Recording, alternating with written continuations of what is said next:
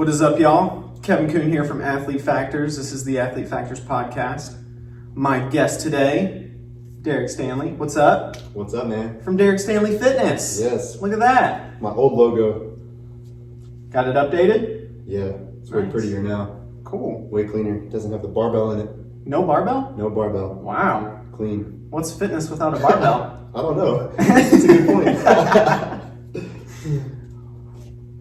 So, how are we doing today? Good, man. What's new? Not much at all. We're building a house. Nice. That's new. That's Very cool. I think I was telling you about that the other day, but that's a little bit stressful right Yeah. now. Everything is a lot more expensive, but first world problems. So Yeah. that's exciting stuff. Keeping me busy. Business is going well. Nice. November, December, always kind of a slow time of the year with personal training and nutrition coaching. Yeah. But January should make up for it. So That's right. yeah, It's like the calm before the storm. absolutely, man. And it's been like that every single year since I've been a personal trainer. It's been the same way. November, December, I'm like, man, am I in the right profession? Am I going to be able to make this work? And sure enough, Yeah. I always keep the ship afloat. So That's good. Yeah. Man, crazy thing happened to me last year. Yeah. It was, my first December yeah, here at this location. yeah, with your own. Yeah, my place. own spot. I was so worried Yeah. because, holidays, Yeah. vacation. There was a time where I'd really only work 2 weeks out of the month. Yeah, And so I was like, oh man, paying January rent could be really tough. right. And then had my best month ever In January. in December. Oh, yeah. And I was like, oh, okay, like I can do this. That's awesome, man. Yeah, it's kind of That'd nice. make you feel good. Yeah. No, but it's like I guess people just decide to take November, December off and start back in January. Yeah, exactly. Yeah. One of the ways I was able to kind of address that is I charge a monthly fee, Yeah. and sometimes, like, if I've got a client twice a week, sometimes they get 10 sessions in the month. Right. Sometimes they get 8 sessions or 7 sessions in the month, depending on, but it's like, hey, it's a flat fee. You're still getting an awesome deal whether Yeah. you get 7 sessions or So whether could they come like 12 times, or is it capped at like? Well, it's how many times you want to come a week. Okay, gotcha. And then, like during, so for this month, like Yeah. some of my clients that I have Wednesday, Friday, we're switching to Monday, Friday, the last 2 weeks of the Yeah. month because of, Christmas and New Year's. So, Right. so yeah, like I'm pretty flexible, but That's good. that kind of just resolved everything for me. Cause Yeah. then I'm like, hey, you want to go on vacation? Right. Cool. I'm going to write you some workouts. Yeah. You're paying for the month. And that's the thing too, man. Like when people get crazy, like busy or crazy stressed, or they got things going on, or they're traveling, they think that like they don't need coaching during that time, so they can save some money. And in my opinion, like that's whenever people need coaching the most. Like For navigating. I haven't even had a drink yet. Navigating those types of things, So that's kind of like when the coaching starts, and like not really when you should do away with it. So I agree. yeah. So tell us a little bit more about coaching, especially during the holidays, because this is a time when people tend to, like you said, kick the coaching to the curb. Yeah. And man, I was just reading a blog or a post, that Alan Aragorn put up about how the majority of weight gain takes place November, December. Yeah. Like that accounts for almost all of the weight gain over the course of somebody's life. Did you happen to see how much it was though? Like, because I would have always guessed that people like on average gain like 5 to like 8 or maybe like 10 pounds every holiday season. Yeah. But it wasn't as much 1 to as 2 kilograms. Yeah. No, I thought it was 1 to 2 pounds. But I mean, even if it's 1 to 2 kilograms, like that's not crazy. But I think the thing is that whenever people do that, but then they don't have a strategy to like lose that in the new year, and then it just kind of stacks on top of that. And like if you gain 3 or 4 pounds every single holiday season for the next 5 years, next thing you know, you're up 20 pounds, 30 pounds. So, and that, in fact, like that's something I was telling a client the other day. She's in a maintenance phase, but like, why not just like I tell people to relax a little bit throughout the holiday season, and like if you gain 1 to 2 pounds, like that's not a big deal at all. Like You can diet in January and lose 1 to 2 pounds in like a week or two, you know?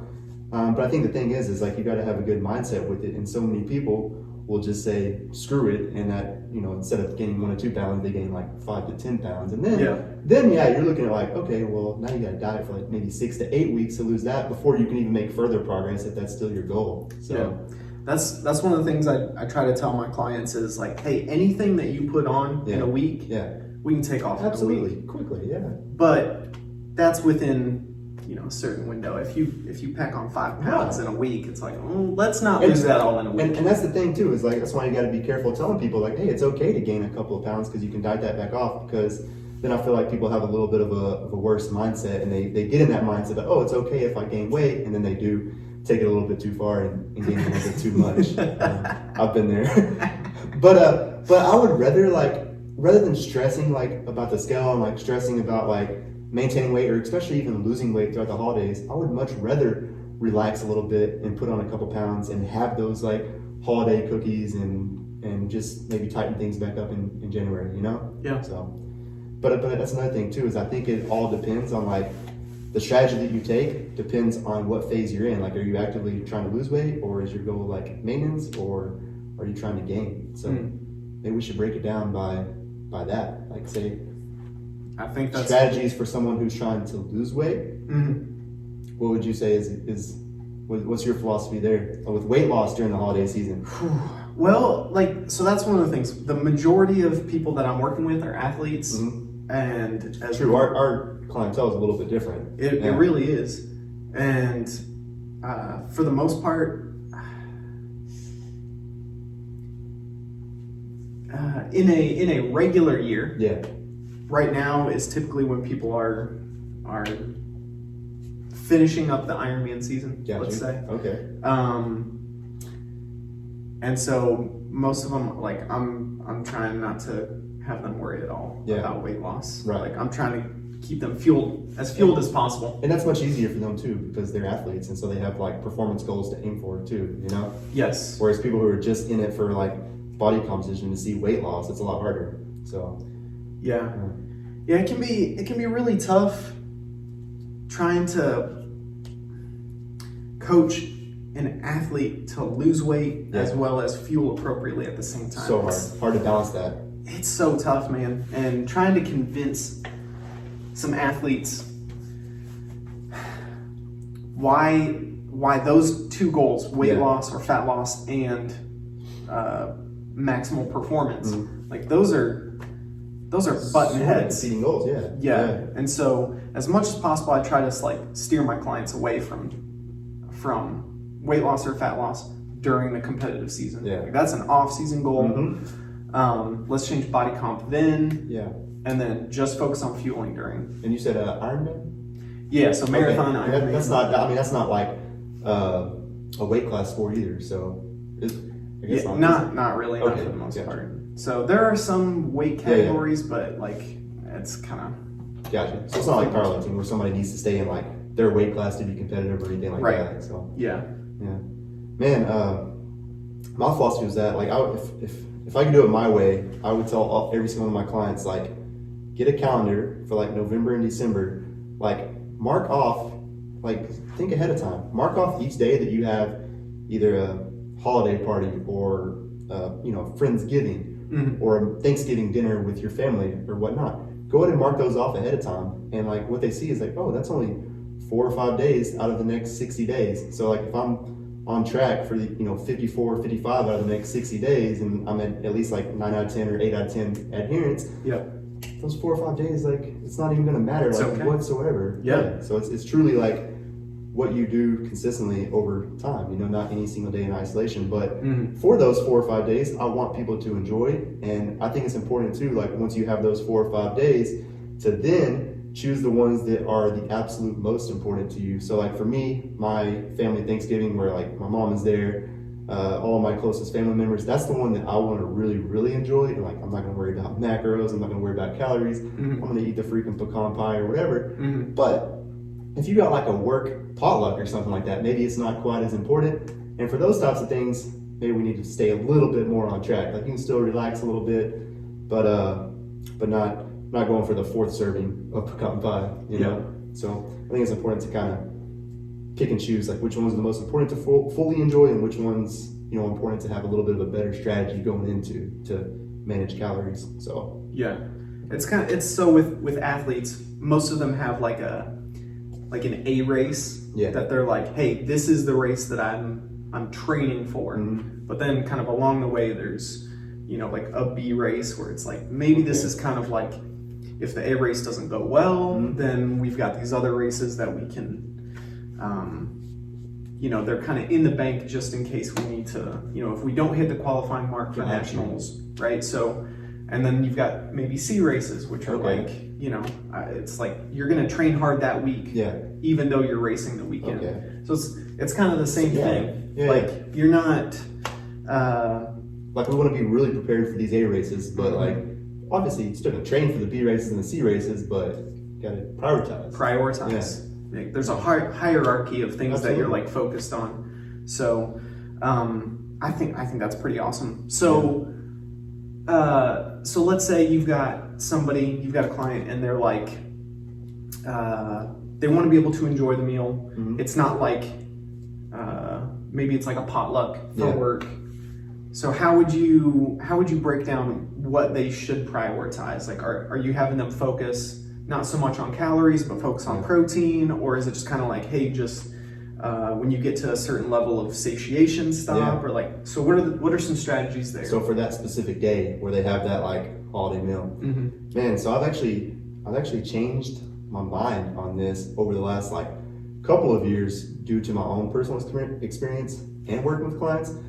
I used to would have told people or recommended, and still, you know, if this works for them, that's cool, and I'll still recommend it. But to have, you know, let's say if it's going to be a dinner, so it's later in the day, I would have recommended to eat a really light breakfast, a really light lunch, focus like, or maybe even skip breakfast, eat a really light lunch that's focused mostly on protein, and then just go enjoy like without tracking anything or like, you know, in a reasonable type way.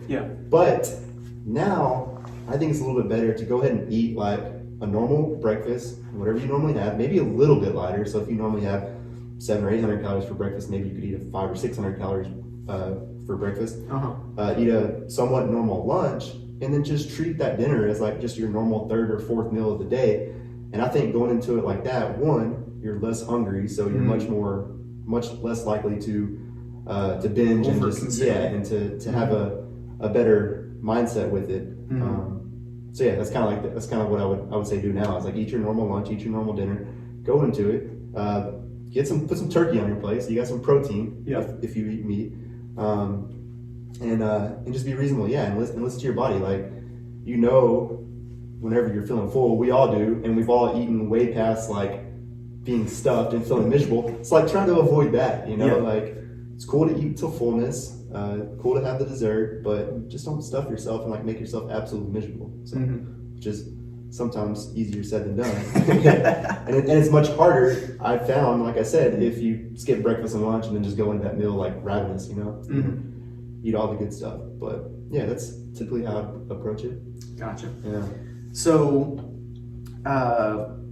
one strategy that I've used with some of my clients, whether it's like holiday eating or not, is especially if they struggle with hitting their protein goal, which for the hardest, it's really difficult. People, even athletes who know like, hey, I've got to get this protein goal. Like, I've coached them to eat the protein on their plate first before they eat anything else. So, do you think that's a good strategy? Have you used that before, or is it kind of just like, hey, set up your plate the way you're going to eat it, and then just... I love that. Like, definitely prioritize the protein. I mean, that's what I always do. Like, when I make my Thanksgiving Day plate, that's the main thing, is I've got lots of protein. Like, I've probably got 8 to 10 ounces of protein, which is 50 of protein. I've probably got like 8 to 10 ounces of turkey, which is like 50 to 60 grams of protein, and then I just kind of build around that, you know? And and that's smart. Like, if you eat that first, you're going to fill up and not even be able to eat as much of the other stuff, even if you want to. But another thing with that too is you could, like, you know, the whole buffet effect that shows that like the more different types of foods that you eat, obviously the way more calories you're going to consume. So if you put like, you see some people at Thanksgiving, my uncle, man, he loves his plate like, I mean, it's like falling off the sides and stuff. But like tries every single different kind of food. Yeah. You're gonna eat way more calories. So like what I would recommend to do is to choose like the 2 or 3 foods that you absolutely love and like that you look forward to on Thanksgiving Day. So for me, it's like this sweet potato casserole stuff that my wife makes. Always look forward to that. Yeah. So I'm gonna prioritize those things. I'm gonna put the protein on my plate. I'm gonna give me some of that sweet potato stuff. And then my aunt makes this, it's called Mississippi mud pie. Okay. And I save room for that. So that might be like the only 3 things that I eat. But, and even if I eat a lot of those things, I'm probably going to consume a lot less calories than if I've got the mindset that I need to try like absolutely everything. Yeah. So yeah, I like to choose, 2 or 3 different foods that you love to eat and stick to those only. So be picky with the stuff that you like. And even eat as much of those as you want within reason. And you're probably going to consume fewer calories. So nice. yeah, that's awesome. Yeah. So protein strategy. This is I just did a podcast episode the other day, and the topic of like the science behind calorie tracking. Yeah. Don't bring science into this. No, I'm kidding. Yeah. So calorie. Okay, go ahead. I'm sorry. So it's so funny because like Lane Norton has been posting a ton about this lately. Yeah. Alan Aragorn a ton lately.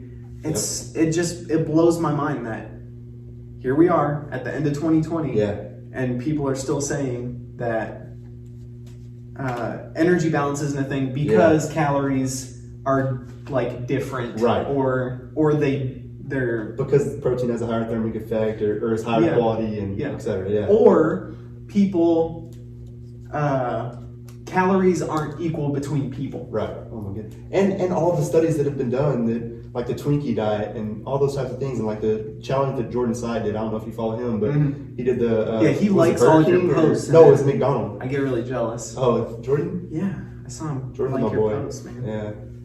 And so he Lee too. You get all the cool people liking your posts, man. I don't know, man. I'm a little jealous. they're good peeps. Where are we going with that? What did you say before that? You were talking about you were talking about how it's 2020 and people are still saying calories don't matter. Yeah, man, it's absolutely crazy. And then there's all those studies disproving that. Metabolic ward studies where everything's controlled. Yeah. No. Yeah. Calories don't. They're not. And that's the thing is like sometimes I'm like I want to post something about that, and then I'm like, and I talk myself out of it. I'm like, no, that's stupid. You've already made like 47 posts over that the last couple of years, and like everybody knows this. Yeah. But then people like comment or like slide into your DMs and they mention how calories don't matter, and then you're just like, okay, maybe I should post this again. But yeah, it's crazy. Yeah. So, and yeah. That's like saying dollars are different between people. Yeah. Like $1 is well, I guess it is kind worth of is way if you more. live in different countries and stuff. But but like yeah, I got you. Right? Like somebody gives me $1 and somebody gives you $1. Right. Like those your are different dollars because he's smarter with his money or something. Like I that's don't know. stupid. Yeah, my dollar is actually $1.20. Your dollar is actually 80 Yeah, cents. it doesn't make any sense. No, like it's $1. Calories matter. Calories matter. Calories are not everything, but calories matter. Yeah. Most important thing. Energy balance. Yeah. So like at the top, or actually at the bottom. Yeah. The pyramid, the most important thing. The foundation. Yeah. That's your book. Don't you have that at the become? Okay. I feel so bad I haven't read it. Priority number 1. I've got it, and I've got your book. It looks awesome. I've flipped through it. It looks great. But I have not. I mean, I've got a stack in my office, literally of like, no exaggeration, like 100 books that I'm trying to get through. And right now I'm reading like 3 books at a time. But anyways, we're getting off topic. I'll read your book. I promise. It's in the stack. It's in the stack. I'll get to it. That's all good. Yeah. It's all good. I know that most people that either buy the book or I give the book to use it as a paperweight. Oh. It's all good. Yeah, it's free publicity. Like somebody walks in like, oh, that's a cool paperweight. And then they pick it up and oh, it's a book. They're like, who's Kevin? So some guy. Then they follow you on Instagram and next thing you know, you're famous. That's right. Yeah. That's the plan. Yes. All right. Back on track here, my bad. So it cracks me up how we can people are willing to throw out the laws of like thermodynamics and things like that. So would you like to give me a layman's defense, if you will, of energy balance, calories in versus calories out, sort of?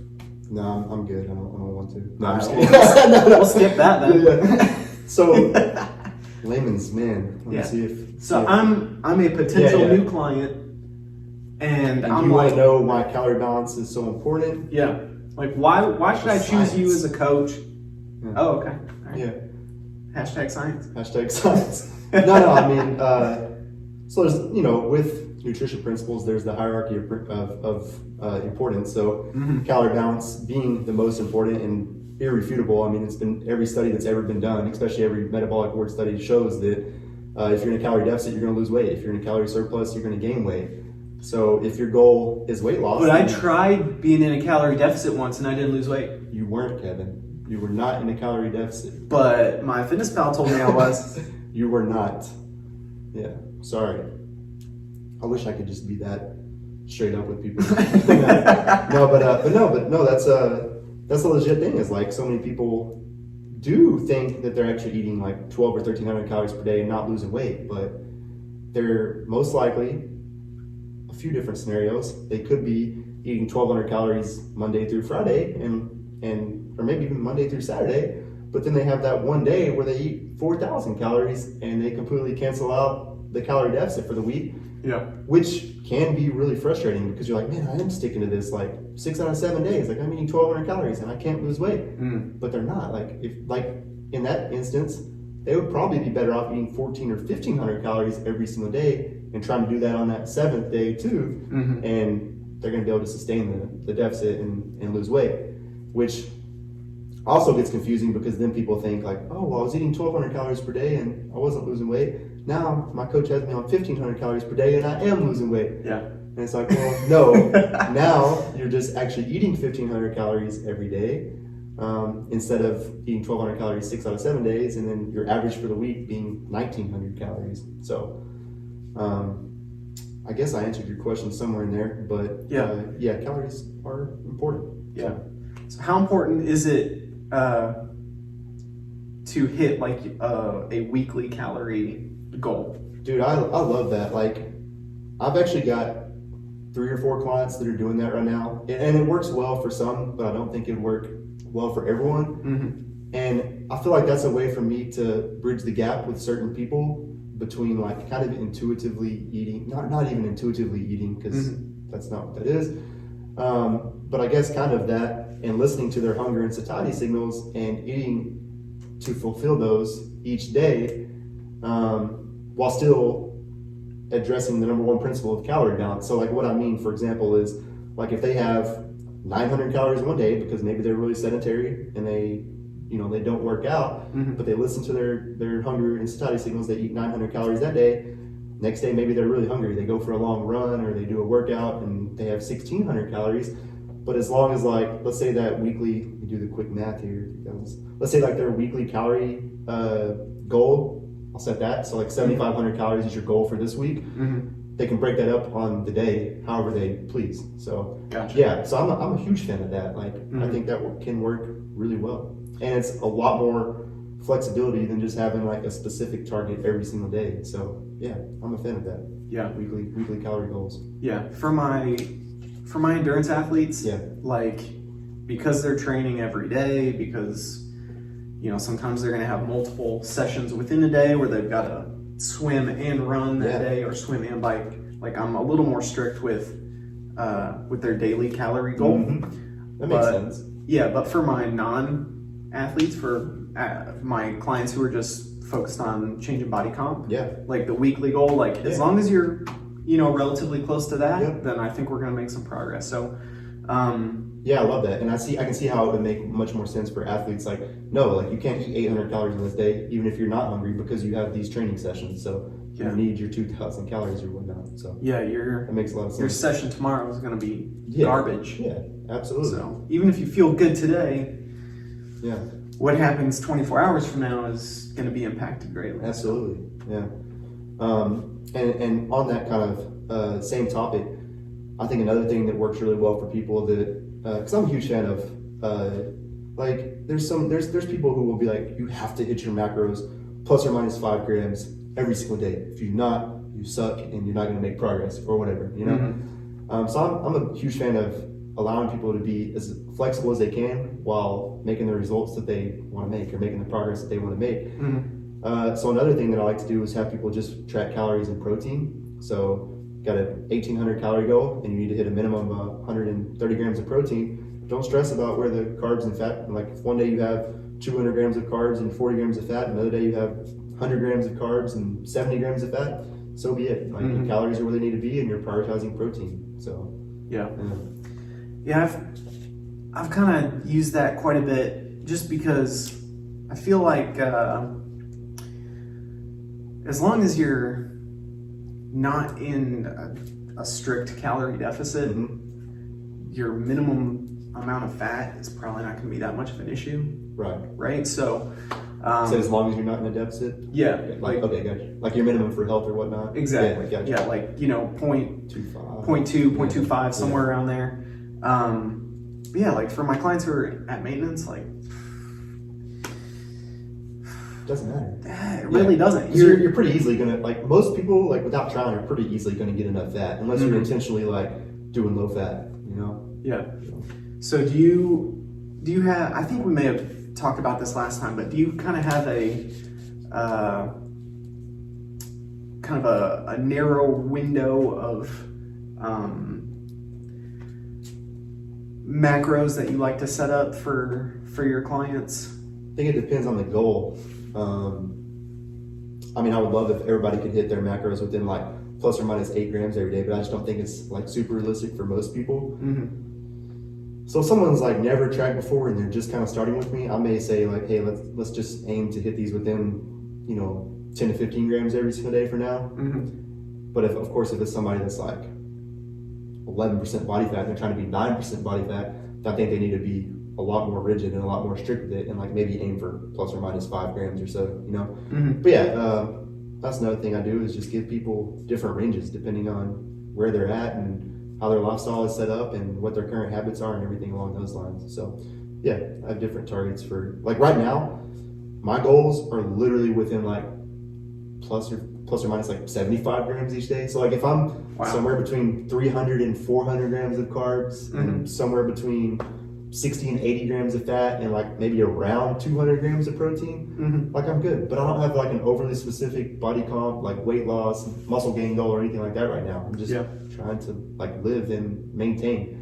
And I think that's a super reasonable way to do it. It still holds you very accountable and allows you to do it like in a controlled manner so you don't gain too much weight. So yeah, I think being able to shift in and out of being really like more strict versus a little more relaxed. Your relaxed phases aren't like throw the rules out the window. It's just what most people, like 90% of people do. It's all or nothing. Exactly.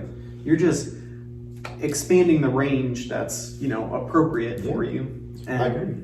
It's like a dimmer switch. It's like, I've got a fat loss goal for these next 10 weeks. I need to turn that dimmer up a little bit and be a little bit tighter and be a little bit more consistent and maybe hit my macros plus or minus 10 grams. But then whenever you finish that diet, it's not like, the diet's over, I can do whatever I want now. Now it's like, let's turn the dial back down a little bit and maybe we just start, aiming for plus or minus 15 to 20 grams each day, or maybe instead of putting all of our food on a food scale, we continue to eat the same foods, but now we're just guesstimating our portion sizes in our MyFitnessPal. But there's so many different ways, like there's so many things in between being rigid and tracking macros every single day and not tracking anything and like not caring. There's like so much, it's a huge spectrum. But unfortunately, most people look at it as one end or the other. They're either tracking and like I'm on my game, or they're way off their game. They don't care. So I think most people think it's just so psychologically like demanding. Like you've got to be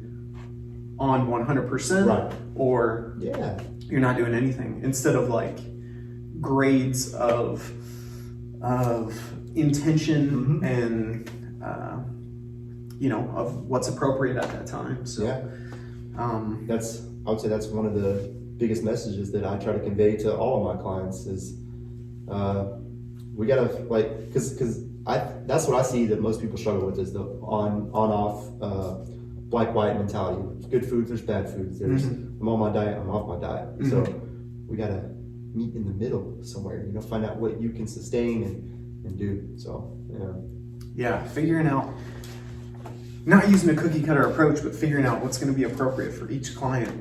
That's more work for you, but and everybody's so different, man. It's like I don't know. I feel like it's fairly easy for me. Like I do have stressors and things like that, but I work from home. My wife works from home. We don't have, I guess most people do now, but like we don't have like a long commute. We've got one kid, but there's so many people who, maybe they have like an hour commute to work like one way. So they're in their car for 2 hours every single day. Yeah. They've got to pick up the kids from school. They got to drop off the kids from school. Their husband has coronavirus and is quarantined, and so everybody's on different levels. So you got to figure out what works best for each person instead of having some kind of just strict like, oh, you have to do this. Here's the meal plan. Yeah. There's one company that, and it's absolutely not the company that I used to work for, which is, if I don't say that, then people would probably think I'm talking shit, and I'm not at all. But there's a company that I know of who was like that. They're like, every single client, no matter what your lifestyle is, no matter what your current habits are, hit your macros plus or minus 5 grams. Like just rigid as crap. Yeah. And that's just not going to work for most people. Yeah. Life is not, that's not conducive for life. Not at all. There's like things come up, and if you can't bend and flex to still, at least somewhat hit a goal, right? And find what works for you. Yeah. Not your friend, not Barbara in accounting. Yeah. But Barbara's doing keto. Yeah, that's another thing. People they want to do what their friend does, or they see that their friend made great progress, so they want to try it too. Yeah. Like, what worked for your friend probably isn't best for you. So, yeah. How long do you spend educating your clients on why they shouldn't do a certain diet? Honestly, I don't. Like, if they're dead set on trying something, I'll guide them through it to like the best of my ability.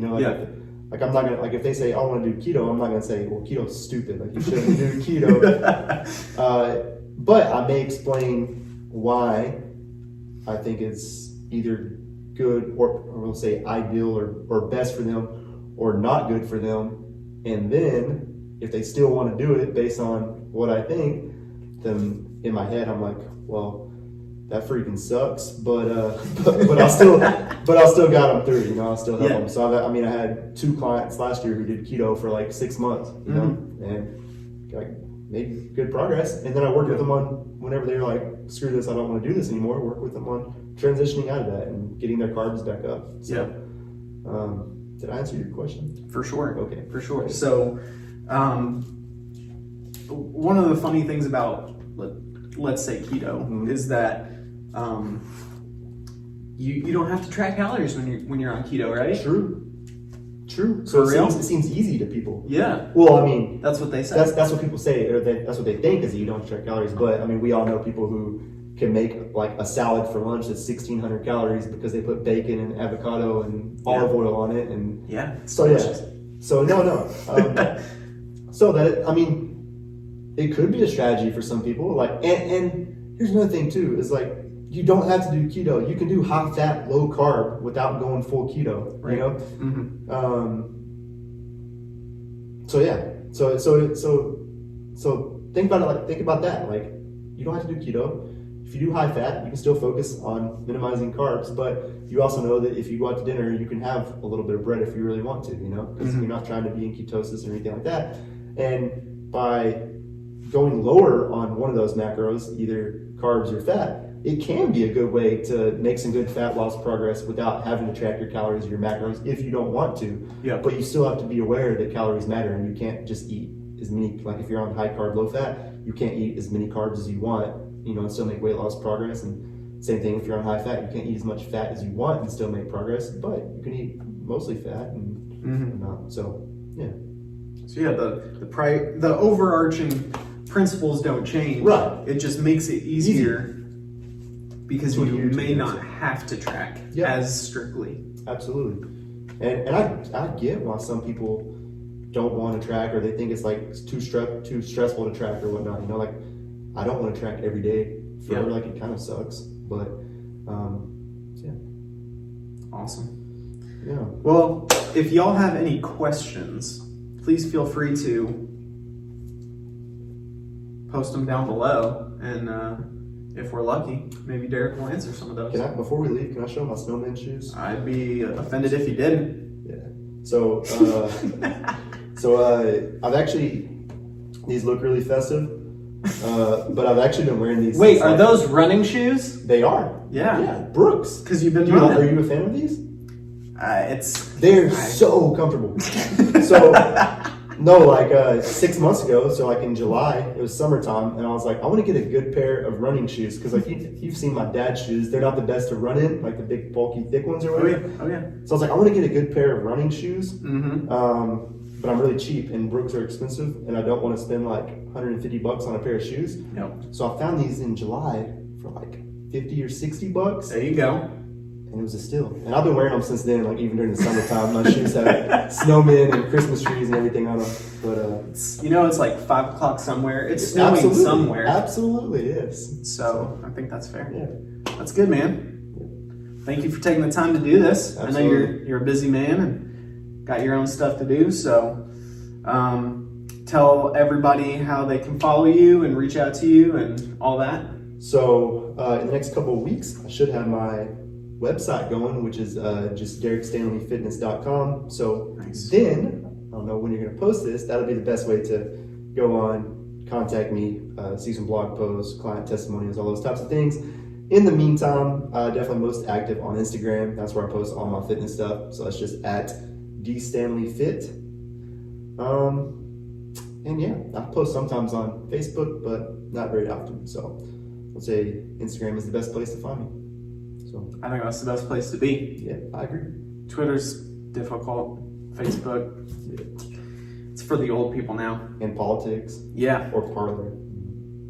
I don't have time for either of that. Let's not talk. Let's just wrap this up. Awesome.